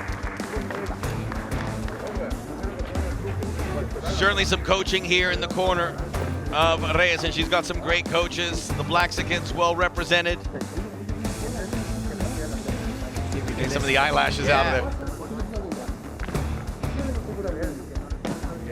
Sometimes you lose some cartilage or maybe a piece of flesh, Eyelashes new, but hey, it's all is fair. All right, here we go. The breakdown of that first round, opening up the round with that calf kick that brought Gomez to the floor. You would have thought that maybe Reyes would finish it very on, but that's not the case. Gomez's boxing has just been very sharp, very skilled. She just has to keep those hands up when she throws in wild.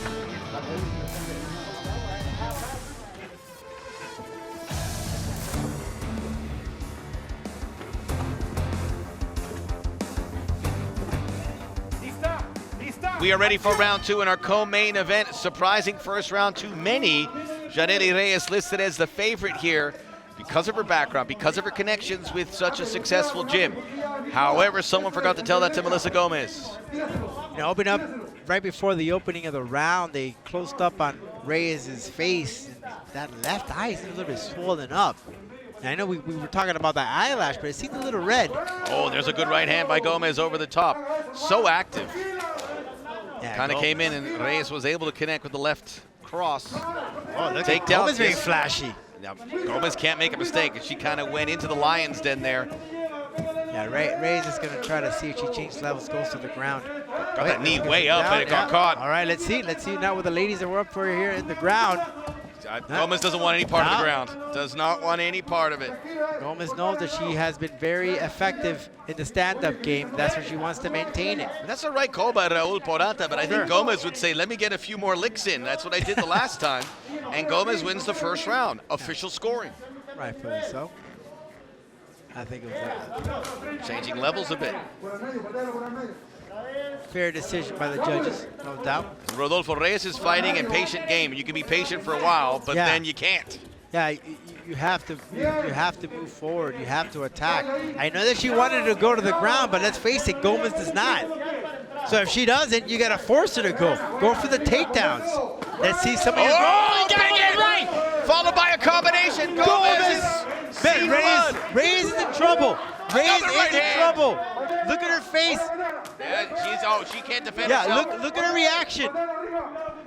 Right now, bringing some heat. She got hit with a brick.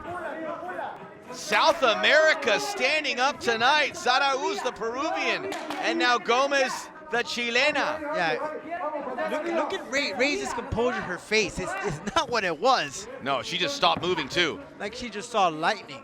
Gomez should go for it here because Reyes is still reeling. Gomez very confident. She needs to keep consistent. Just don't throw one shot. You gotta be 1, 2, 3, follow up. If it's there for you, finish it.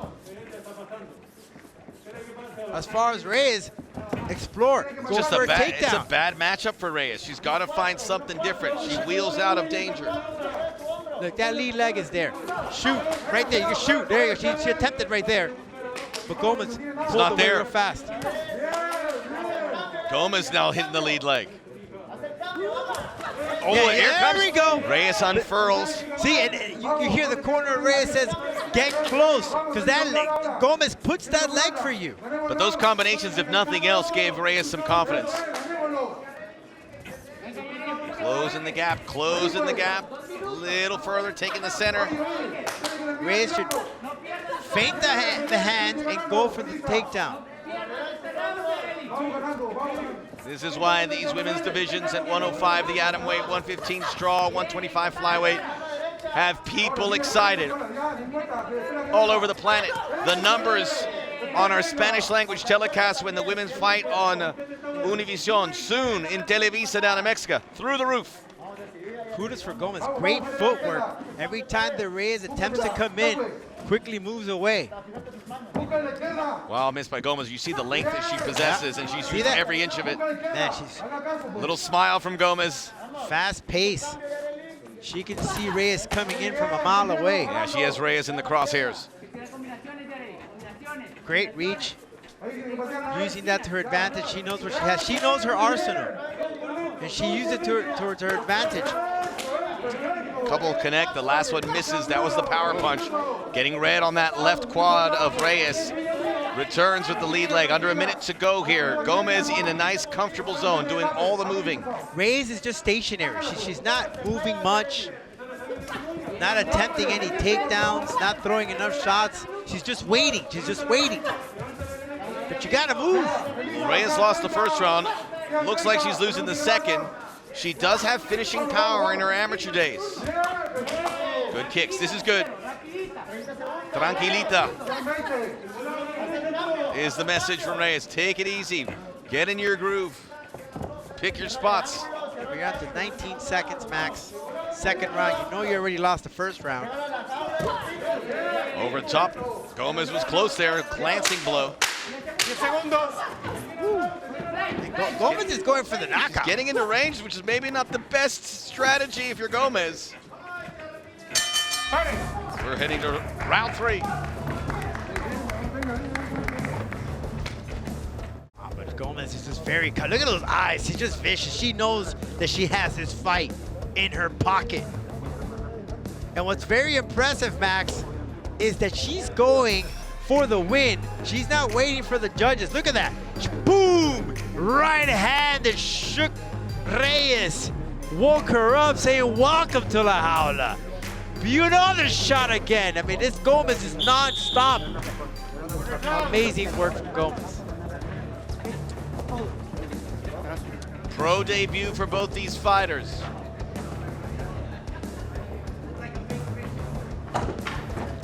We are ready for round 3. As we said, pro debut.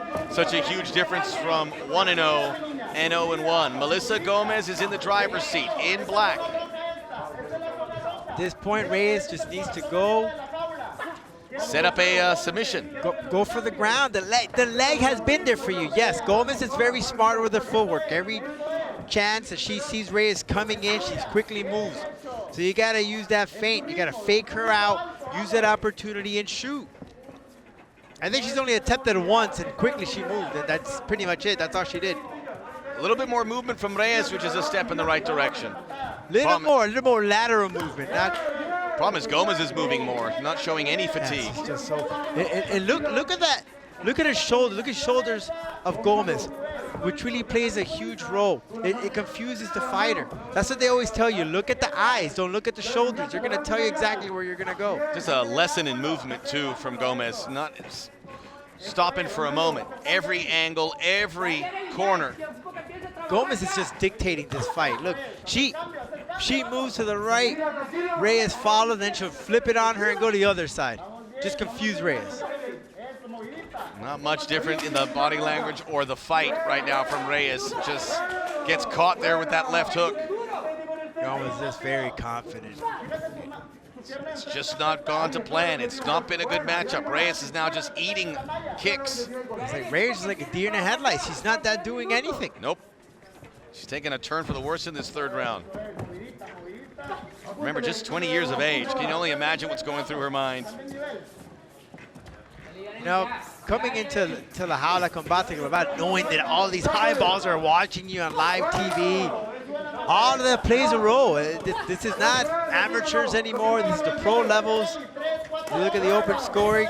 Second round also went for Gomez. It's been a high-level fight for women that are making their pro debuts. Yeah. You get confirmed that Gomez won both rounds. You would never think that this would be their debut. Reyes, we know, can fight much better than this, but still, she's been game. She's taken and eaten punches and kicks and still there halfway through round 3. Like right there, she had that chance to go for the legs and she moved away. Reyes, and you hear the corner of Reyes say, go down, go down.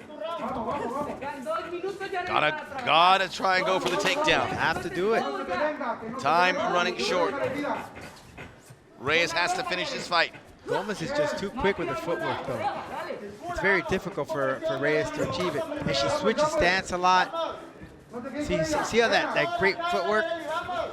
There's at least an attempt. There's another attempt, but let's get a little bit lower. It's way too high. She ran into a barricade.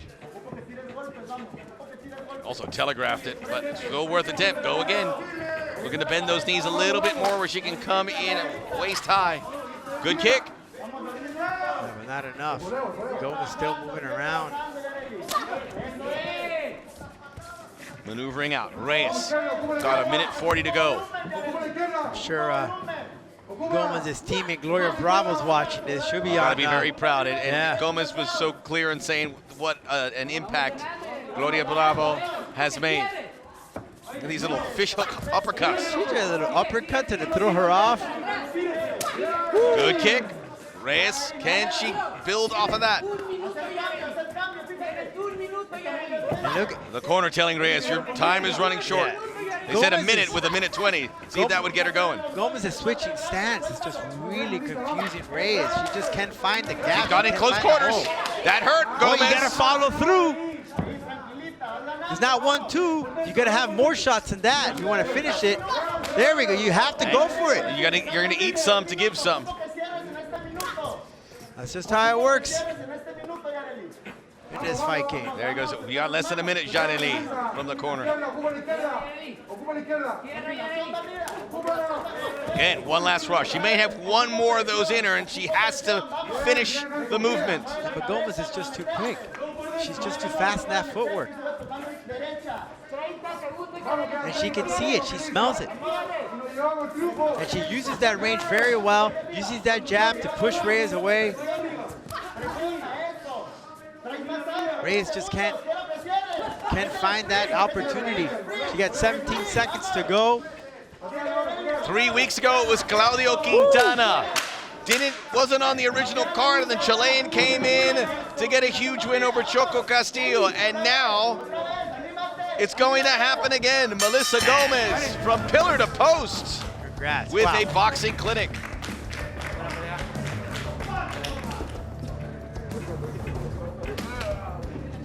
We are back. And it's going to be a crowning moment for Melissa Gomez. And just to finish that story, well, we'll get to that in a moment. Let's get the official decision from La Voz, Lupe Contreras. Después de completar 3 vueltas dentro de la jaula, los jueces Toledo y Green entregan tarjetas idénticas de 30 a 27. After completing 3 rounds inside of la jaula, judges Toledo and Green turn in identical scores of 30 to 27. Y el juez Lázaro anotó 29 a 28. Judge Lázaro scores it 29-28 in favor of the winner by way of unanimous decision. A favor de la ganadora por decisión unánime. De Chile, Melissa Gomez. To finish that story, she was training. Her daughter put a finger in a fan. She was afraid she could lose a finger. She was worried she might lose her. She didn't. It hit her hard. But look at what she's done now. She is a winner.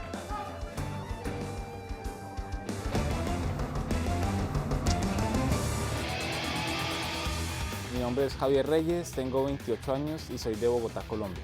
Mi último oponente fue Carlos Calvo, el Changuito, era un oponente de Costa Rica, un tipo muy duro, muy difícil, pero creo que se encontró la manera de contrarrestar su habilidad, ¿no? Y digamos que ha sido una de las peleas más difíciles que he tenido.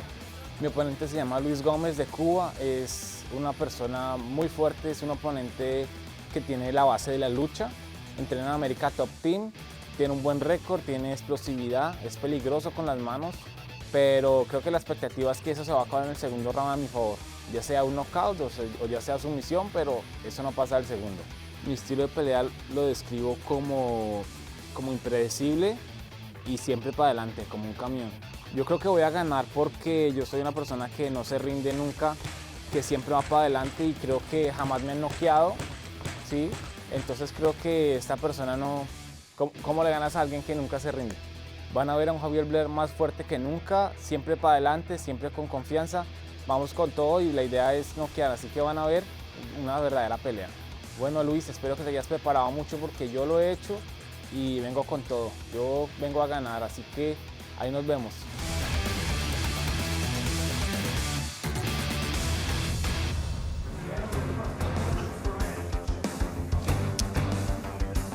Miami loves a main event. It's coming your way next for a global audience.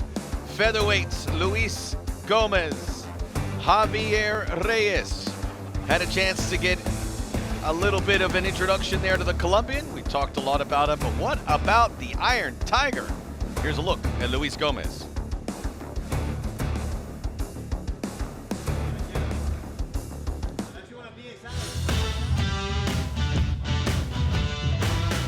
Lo que más me gusta de practicar MMA es que amo mi trabajo, es para lo que nací. Disfruto todo el procedimiento que consiste en hacer una pelea y el entrenamiento.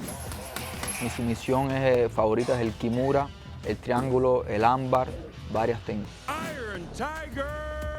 La pelea se puede desarrollar lo mismo arriba que abajo, pero pienso que tengo las condiciones para terminarlo arriba o abajo. Esta noche pueden esperar de mí un combate explosivo, un combate de mucho poder, de muchos golpes, buenas sumisiones. Si él quiere obtener la victoria, tiene que ir por otro lado, porque yo voy 100% a buscar la mía.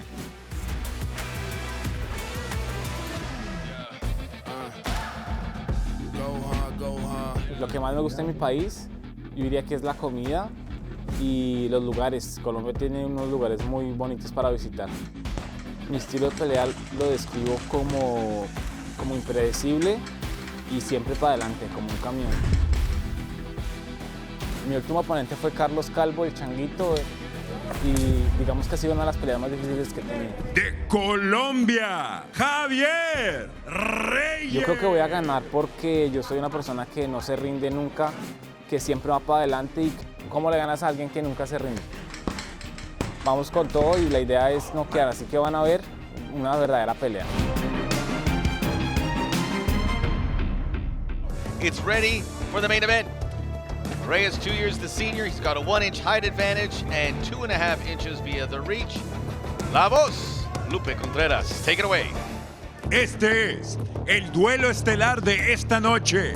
This is the main event. 3 rounds in the featherweight division. 3 vueltas división peso pluma. Los jueces son Lorenzo Toledo, Richard Green y James Lázaro. Y ahora, damas y caballeros, llegó el momento de un combate global.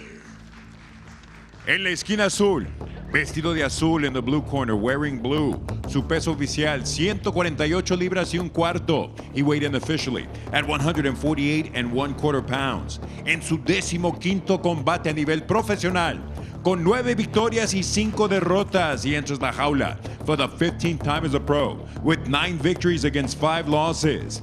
De Ciego de Ávila, Cuba, Luis Iron Tiger Gómez. Su contrario en la esquina roja, vestido de rojo, his opponent in the red corner, wearing red.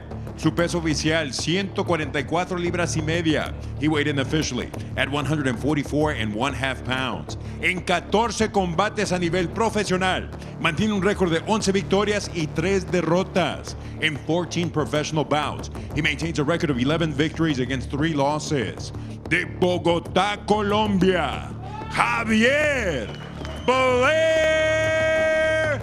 Reyes. El referee, Alana Vélez. Alana Vélez, the third inside the jaula for the main event. Obey my commands at all times. Protect yourself at all times. If you want to touch him up, go ahead. Come out fighting. Judge. Blair Reyes, Rodolfo, inside the locker room before coming out. He played GNR, Guns N' Roses. Yes. Love it. We have seen Reyes improve every time we have seen him inside the jaula. I had a chance to call his fights back in 2019, 2018. He was a punching bag.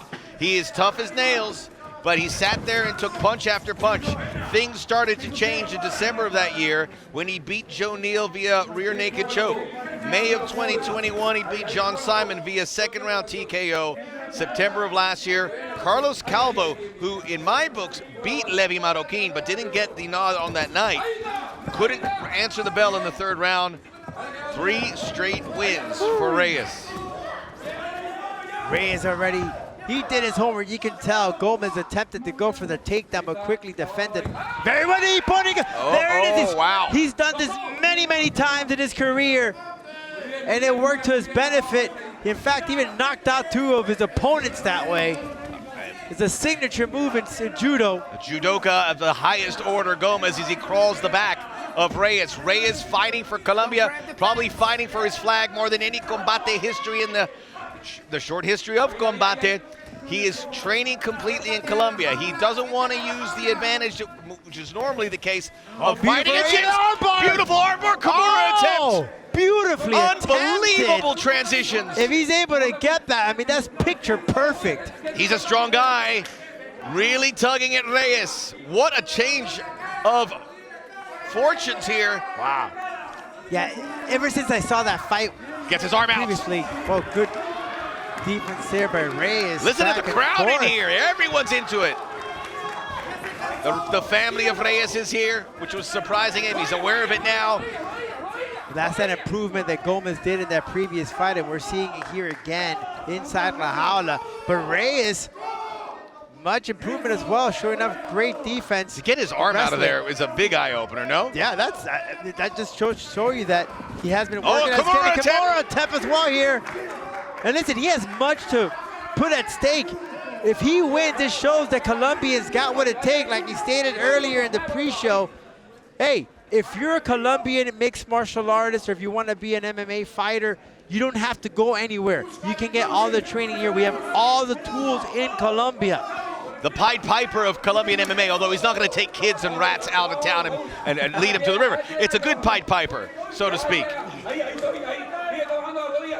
Great stuff so far from Asking him to hit the knees. Gomez, beautiful balance. That inside trip got shot down. Reyes now give him a taste of his medicine. The Mataleon, the triangle, the rear naked, trying to dig it in. Wow. 2 minutes here in this first action-packed round. This is just great stuff from both these guys. And Reyes, really impressive. Luis Gomez in April in the lightweight tournament beat Tommy Aaron, lost to Alejandro Sanchez in the final. He's in tough position. Gomez is in tough position. And here, a long Max. way to go before the bell. He got the mount. Landing those shots. He's in a really critical position because if he gives his back, it's an opportunity for Big rear forearms and elbows. Oh, and more forearms. Gomez in big trouble. And La Jaula's right there. Full mount. This is where Reyes wants him. He can stay here all day. He can certainly just going for a half Nelson to turn him around. Gomez is trying to get a rest so that he can at least try and make a transition almost. Another armbar there. Wow. Peppering him. This is unbelievable from Reyes. He was in a little trouble. His arm was in peril. He pulled it out. There's the family of Javier Reyes. Full mount again. Man, the nerves that they must be going through. They full mount. Now this is his perfect position for Reyes. Land these shots.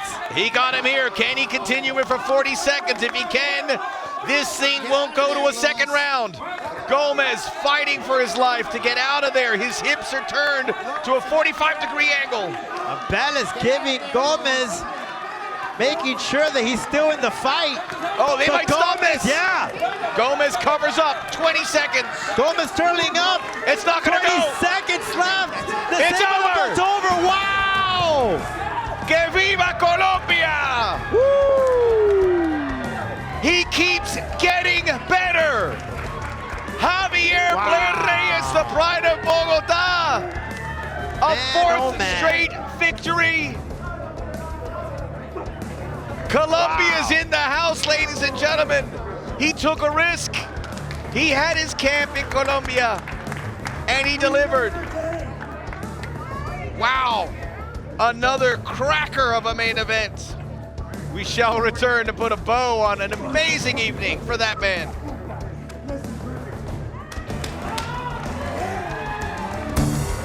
I haven't been calling MMA for all that long. I'm sorry about that Iron Maiden reference. It was terrible. I haven't been calling MMA all that long, but what I've seen, I first saw Javier Reyes. I said he's a marginal fighter, has a lot to learn. This guy has put the work in, and he has become an elite fighter, fighting better opponents and looking better in the process every time, Rodolfo. Word for word, every time, improvement day by day. Good stuff. Lupe Contreras. El tiempo oficial, 4 minutos 42 segundos del primer episodio.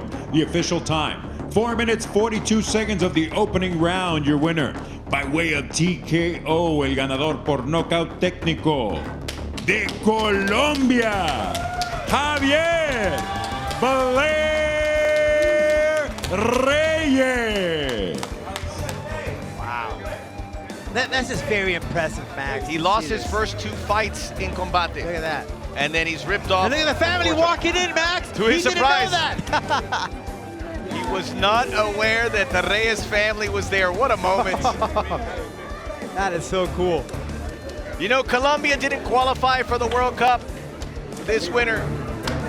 I know it doesn't replace us, but what a moment for Colombian sports. I don't know, Reyes is still, if he's aware, he's probably so many more. See a close-up because teary-eyed.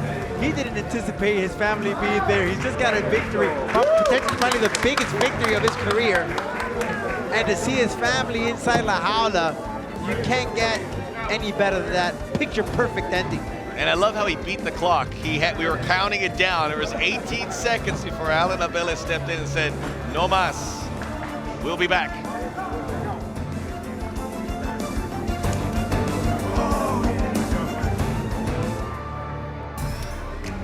A look back at the first round and only round of this main event. Luis Gomez, a decorated, fantastic fighter, came in a little over the limit at 145. Almost had this one as he tried to set up that armbar.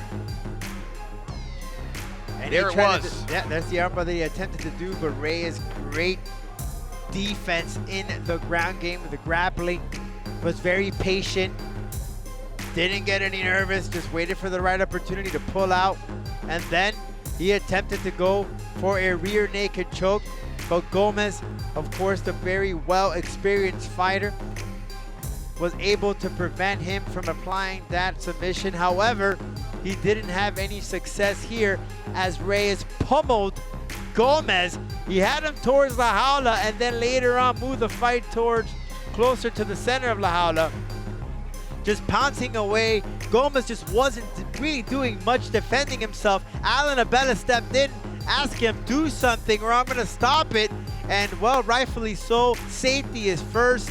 Alan Abela stops the fight. Gomez upset for the call, but it was the right call. He wasn't doing anything. He wasn't defending at that position. Again, Gomez didn't agree with it, but you're gonna get that when you're a fighter, right? You never want the fight to end. You wanna go till the end. But what a successful victory for Reyes. Not only for Reyes, but for Colombia as well. It's huge for Colombia. People are watching it down there and they're inspired. It takes one to open the door for the next, and that's exactly what Reyes said he wanted to do. As we look at the stats, it doesn't tell what happened. Luis Gomez had a chance there. It slipped away, and then it was one-way traffic for Javier Reyes. So cool. And Gomez did come a few pounds overweight. We don't know if he was trying to cut the weight to make the proper weight. Maybe that caused him maybe some energy. You know, all those questions, of course, he's going to have to revisit his next bout and make some changes for Gomez. We'll be back. David Martínez. Oye, bien bloqueó esa pelea. Ahora la voz que tiene la vuelta, entra los codazos, vuelta izquierda, está atacando. Codazo ya lo tiene, vuelve a atacar. Gran amparo, todo por la vía de knockout, knockout.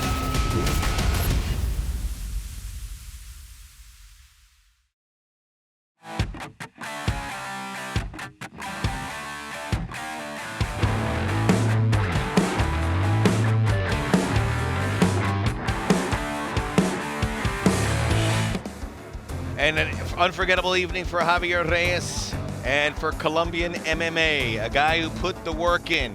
Who knew if he would last at Combate after 2 disappointing defeats where he was clearly on the short end. But he's put the work in. We see it so many times. It's a crazy sport. You very rarely go unbeaten. You rarely don't win fights if you're in this game. You might catch guys on a bad day. It's hard to keep that standard. But when you see those massive steps of improvement, it's very telling of a fighter. And to believe in yourself. You had 2 defeats. At that point, you question yourself. You look at yourself in the mirror and say, should I continue? He never quit. He believed in himself. He believed in the system that he's been taught over in Colombia. Yes, he's had his training in other places in the United States and elsewhere, but this time around, a full camp in Colombia just goes to show you that how much of an impact MMA has made all over the world. As we take a listen to Reyes. No, agradecido. Vino mi familia. I'm happy mis my amigos family's me here. están viendo. No, My mejor friends dicho, are creo watching. que es el mejor, uno de los mejores días que he tenido. This is one of the best days I've ever had.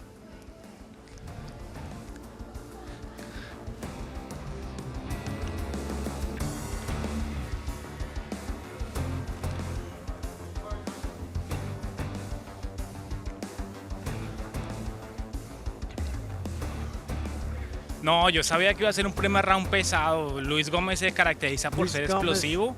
Yo is dije, known as an no, explosive si fighter. sobrevivo el tren a un camión, un primer round, ya, yo creo que ya teníamos la pelea en el bolsillo. Sin embargo, sí But me if dio I took that problemas, first pero round, then creo que ahí está la cabeza. Ahí juegas mucho la cabeza. I use my brain a lot.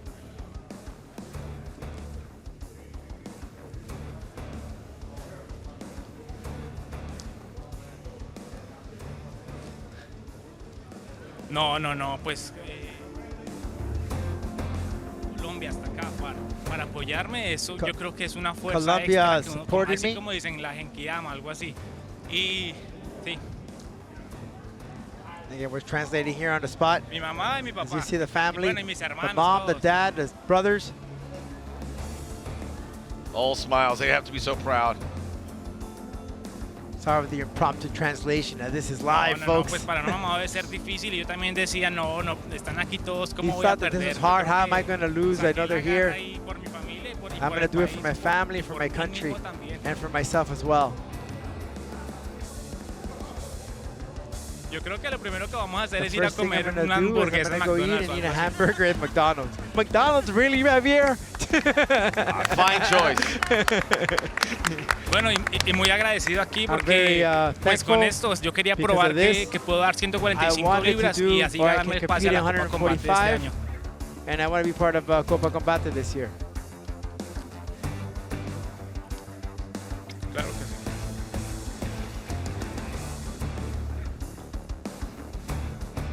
These are, you know, when you start broadcasting, these are the stories you want to tell, and it's a storybook. And now you project where you can see it. The sky's the limit for this guy. We know there's several places where you watch MMA, but this is a legit star who has put the time in, and based on just demolishing Luis Gomez did have that one transition where it was close, and after that he was getting belted. It was Reyes all day. Great stuff from the Colombian. Next week, it is what they call the tent pole, and we will be on a special Sunday. You will see the Black Spartan, David Martinez. Maybe there's a Martinez-Reyes fight in the not-too-distant future. We can always think about what lies ahead. He will face Arturo El Macaco Vergara, the kickboxer from Chile, undefeated. Jordan Sanchez, Boazo, Gil Aranz. Be there or be square. Just be there. Martinez's title will not be on the line, but he's taking on a game fighter on Vergara, who just picked up a flying knee victory at 9 seconds in the first round. Whew. Should deliver, folks. Do you hear that sound? What's that? I think I can hear a car starting and Megadeth blasting. Javier Reyes is going to enjoy the night. Enjoy your McDonald's. I'll see him in the mosh pit. We are out of time. Make sure you join us next Sunday, 9 nights from now, on behalf of our entire crew. Arsenio Izquierdo, Victor Bagué, Rodolfo Roman. My name is Max Pretos. Plácido Domingo.